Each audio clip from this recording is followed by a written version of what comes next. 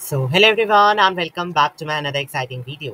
तो आज की वीडियो हमारी होने जा रही है क्लास 9th की ज्योग्राफी का चैप्टर नंबर 1, जिसका नेम है इंडिया की साइज और इंडिया की लोकेशंस के बारे में। तो बहुत ही इंटरेस्टिंग चैप्टर है, इसको बोरिंग बना के बिल्कुल मत पढ़िएगा। हमें इसमें जानने को मिलेगा इंडिया के बारे में काफ़ी कुछ, इन टर्म्स ऑफ उसके साइज़ के बारे में, इन टर्म्स ऑफ उसकी अलग अलग लोकेशंस के बारे में। तो हमें स्टार्ट करते हैं सबसे पहले इंट्रोडक्शन इस चैप्टर का।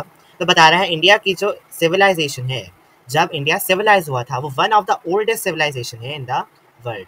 मतलब पूरी जो दुनिया है, उस दुनिया में जो इंडिया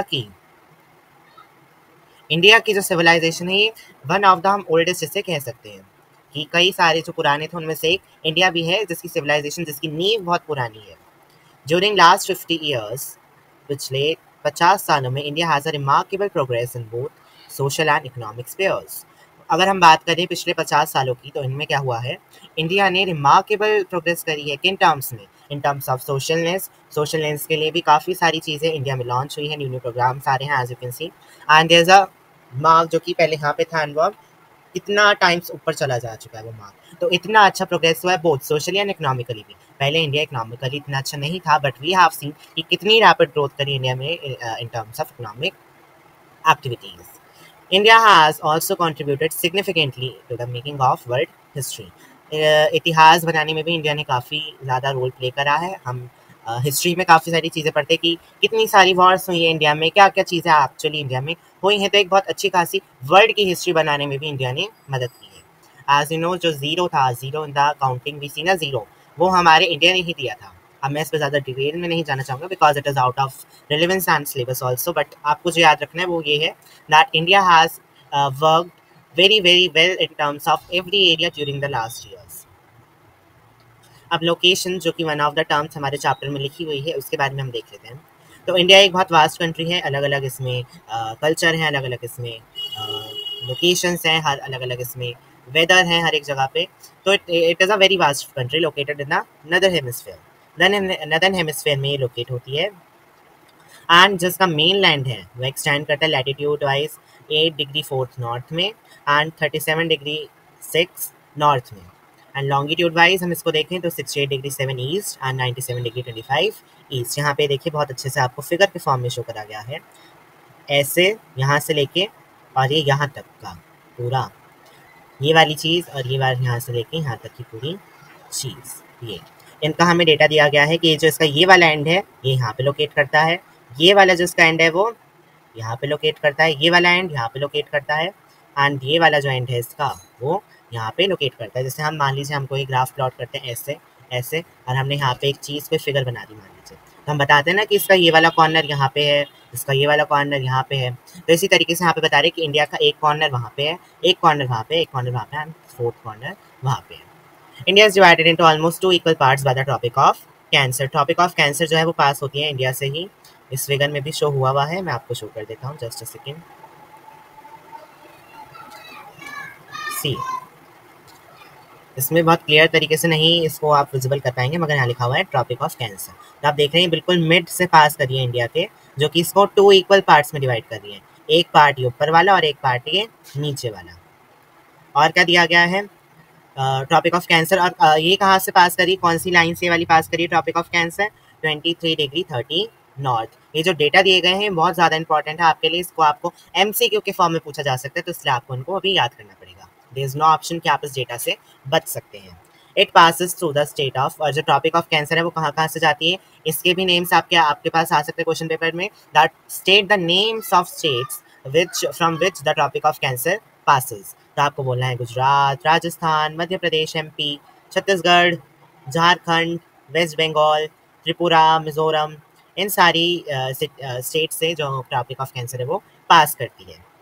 अंडमान एंड निकोबार जो कि यहाँ पे सिचुएटेड है, ये आपको दिख रहा होगा यहाँ पे फिगर में, ये हम देखते हैं that it is situated in the south east, south area, इसको नीचे वाले एरिया को हम साउथ एरिया बोलते हैं, और ये है ईस्ट एरिया। तो ये साउथ और ईस्ट के बीच में लाई कर रहा है, इसलिए इसको बोला जा रहा है कि साउथ ईस्ट एरिया में लाई करता है।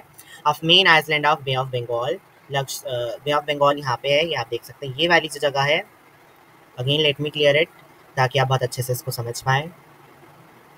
ये वाली जो जगह है ये है बे ऑफ बंगाल, और यहीं पर ही वो लाई कर रहा है। Lakshadweep island situated in south west, again ये वाली जगह साउथ बोलते हैं हम इसको, और वेस्ट यहाँ पे, और साउथ और वेस्ट के बीच में ये आ गया हमारा Lakshadweep island. Mainland in Arabian sea, यहाँ पे लाई करता है हमारा अरेबियन सी, जो को मैं आपको दिखा देता हूँ, इस तरफ लाई करता है हमारा Arabian C.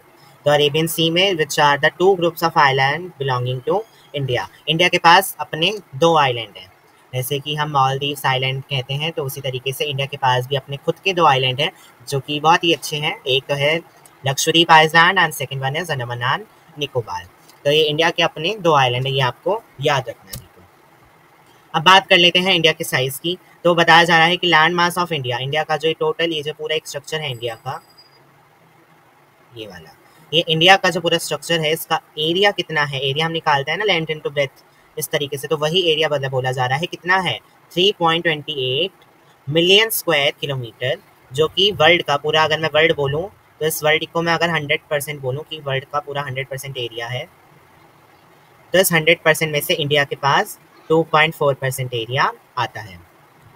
India is the seven largest country, seventh largest country की बहुत ज़्यादा इंपॉर्टेंस है, आपको ये याद रखना है।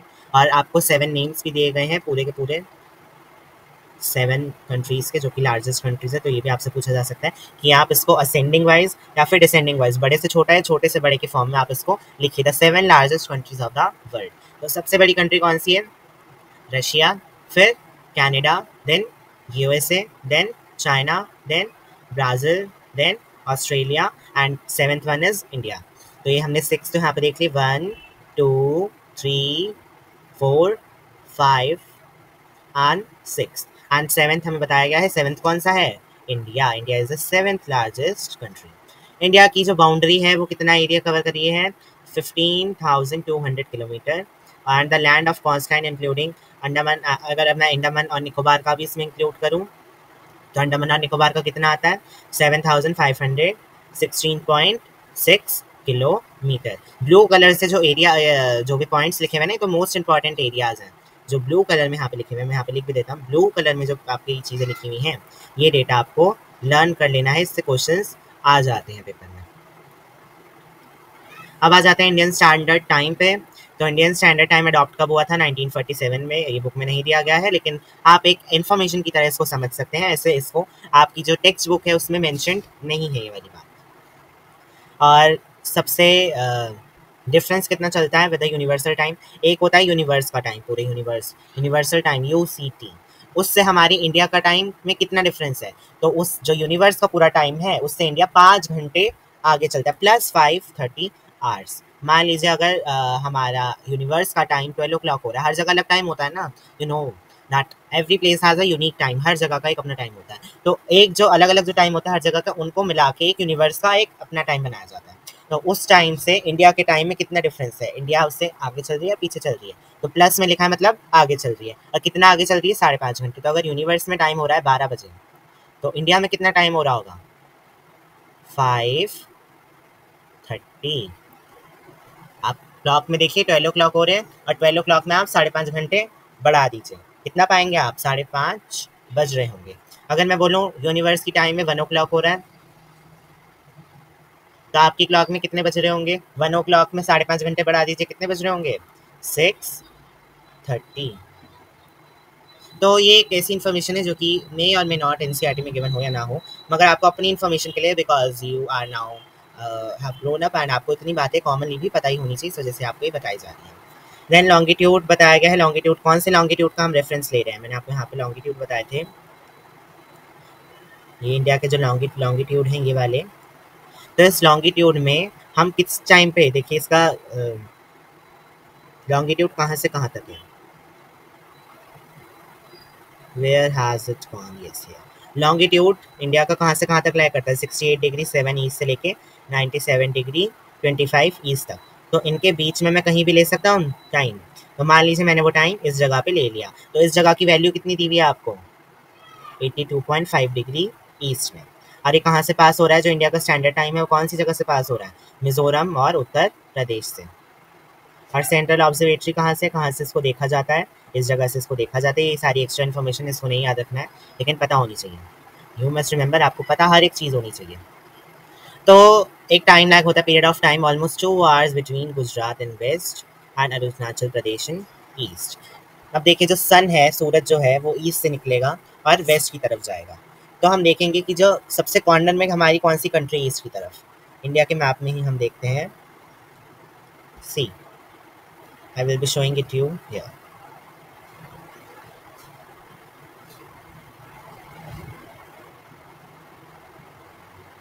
सी, ये हमारा इंडिया का मैप है और इंडिया का, या फिर आप सोच लीजिए हमारा इंडिया ही है। तो इस इंडिया में जो ये कॉर्नर मोस्ट में है अरुणाचल प्रदेश और इस तरफ कॉर्नर में है गुजरात।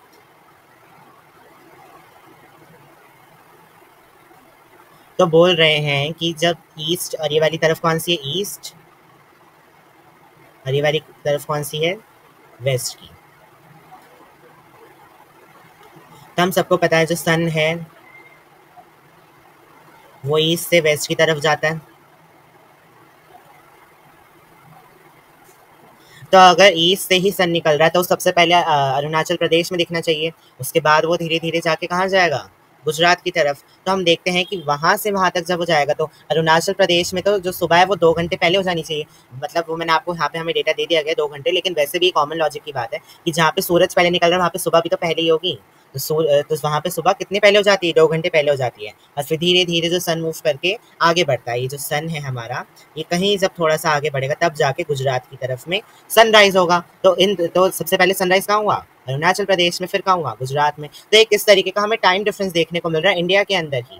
तो वो कितनी देर का टाइम डिफरेंस है, ये हमें क्या दिया हुआ है यहाँ पे, इट इज गिवन 2 घंटे का टाइम डिफरेंस होता है इन दोनों जगहों में। इस वजह से बोला जा रहा है एक स्टैंडर्ड मेरिडियन हम पास करते हैं इंडिया में, जो कि 82 डिग्री 30 ईस्ट से हम इसको निकालते हैं। यहाँ पे 82 डिग्री 5 ईस्ट से दिया हुआ है, लेकिन ये आपको नहीं याद रखना, आपको ये वाला याद रखना है, ये आपकी बुक में दिया गया है।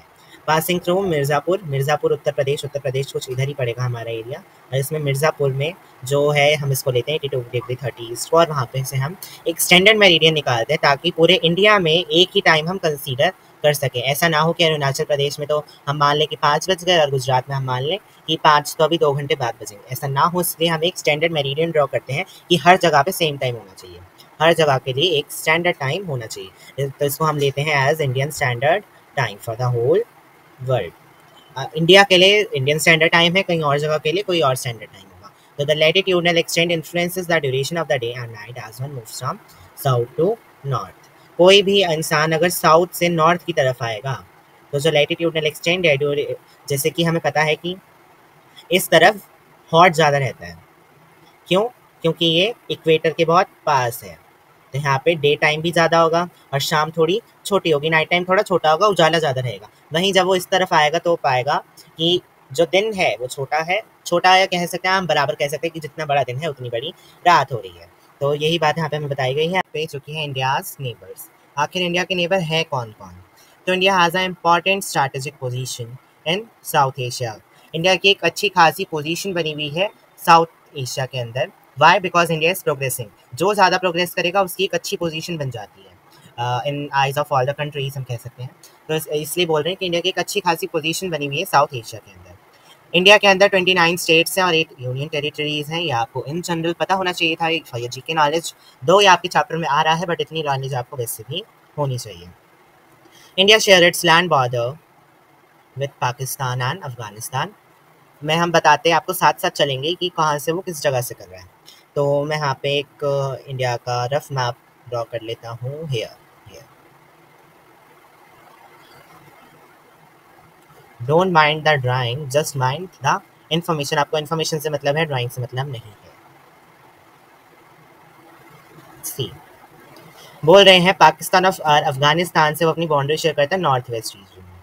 ये है नॉर्थ, ये है ईस्ट, ये है साउथ और ये है वेस्ट। तो वेस्ट और नॉर्थ के बीच का रीजन को हम क्या कहेंगे, नॉर्थ वेस्ट। ये साउथ और नॉर्थ और ईस्ट के बीच के रीजन को हम क्या बोलेंगे, नॉर्थ ईस्ट। साउथ और ईस्ट के रीजन को साउथ ईस्ट, एंड वेस्ट और साउथ के रीजन के बीच में साउथ वेस्ट। तो हमें पता है कि यहाँ से यहाँ तक तो इसके साथ कोई कंट्री अटैच नहीं है, क्यों, क्योंकि यहाँ पे ओशियन है। ओशन और सीज हैं। Wait, let me show it to you with a different pen. We all know यहाँ से यहाँ तक सारा ओशियन में है रीजन, ये वाला भी और ये वाला भी। यहाँ पे तो ऑब्वियसली कोई और कंट्री हो नहीं सकती जिसके साथ इंडिया अपना बॉर्डर शेयर करेगी। बात करें बाकी जगहों की तो बोला जा रहा है पाकिस्तान अफगानिस्तान नॉर्थ वेस्ट में इससे अपना बॉर्डर शेयर करते हैं। नॉर्थ वेस्ट ये वाली जगह हो गई हमारी, एंड वी ऑल नो यहाँ पे है पाकिस्तान एंड इस जगह है कुछ अफगानिस्तान। तो नॉर्थ वेस्ट के रीजन में जो है बाउंड्री शेयर करते हैं इंडिया से। वहीं बात करें चाइना में तिब्बत, नेपाल, भूटान, ये सब नॉर्थ की तरफ इसकी बाउंड्री शेयर करते हैं। ये नॉर्थ का रीजन है तो इसी तरफ को ही ये सारी कंट्री लाया करती हैं। Then 2 island countries Sri Lanka and Maldives जो कि इस तरफ हैं, lies to the south of India, south की तरफ से अपनी बाउंड्री शेयर करती हैं। दो ये टच नहीं हो रही हैं लेकिन फिर भी हम कह सकते हैं क्योंकि हमारी नेबरिंग कंट्री है तो हमारे साथ बॉर्डर शेयर करती है। और एक इस तरफ है इंडियन ओशन की तरफ है, यहाँ पे है बे ऑफ बंगाल, इस तरफ है Arabian sea, Arabian ocean, and इस तरफ है इंडियन ओशन। इतनी बातें भी आपको पता होनी चाहिए। All these countries are part of sub Indian continent जिसको हम मान सकते हैं। वेट, इतना ये पूरा का पूरा सब इंडियन कॉन्टिनेंट अगर हम माने तो ये सारी कंट्रीज इसी के ही पार्ट हैं जो कि आपस में बॉर्डर से कनेक्टेड है। इंडिया और श्रीलंका जो है ये सेपरेट हो रहे हैं एक नैरो चैनल, एक छोटी सी चैनल बनी हुई है सी के अंदर। मान लीजिए इंडिया यहाँ पे ख़त्म हो रहा है और यहाँ से श्रीलंका स्टार्ट हो रहा है, तो एक बहुत पतली सी चैनल से सेपरेट हो रहे हैं। यहाँ एक छोटी सी चैनल बनी हुई है फॉर्म्ड बाय पार्क स्ट्रीट के द्वारा, एक पार्क स्ट्रीट और गल्फ ऑफ मन्नार के द्वारा जो है ये सेपरेट हो रहे हैं श्रीलंका से और मालदीव से। मालदीव्स जो है वो साउथ में लाया करता है लक्षद्वीप के। मान लीजिए लक्षद्वीप यहाँ है तो कुछ इस तरफ को होगा Maldives. Thus India has a strong geographical and historical links with its neighbors. बहुत अच्छे खासे historical links इंडिया के रहे हैं अपनी नेबरिंग कंट्रीज़ के साथ, as you know, with Pakistan, with Bangladesh, ये सब इंडिया के ही पार्ट्स थे जो कि अलग अलग हो चुके हैं।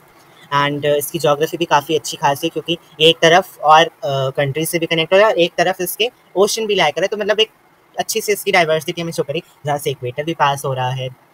एक तरफ हमें देखने को मिल रहा है ठंडा रीजन, एक तरफ हमें देखने को मिल रहा है हॉटनेस वाला रीजन, एक तरफ हमें बीच देखने को मिल रहा है कि ऐसी जगह जहाँ पे ठंड भी होगी सर्दी भी होगी। तो एक India is a vast country with lots of diversities, and इसी के बारे में आप अपनी पूरी ज्योग्राफी में पढ़ने जा रहे हैं। So thank you for watching the video. ये चैप्टर यहीं पर तक ही था हमारा, एंड अगर आपने यहाँ तक वीडियो देखी है तो वीडियो को like share comment and subscribe करते हुए ही जाइएगा। Will meet you in my next video. Till then good bye.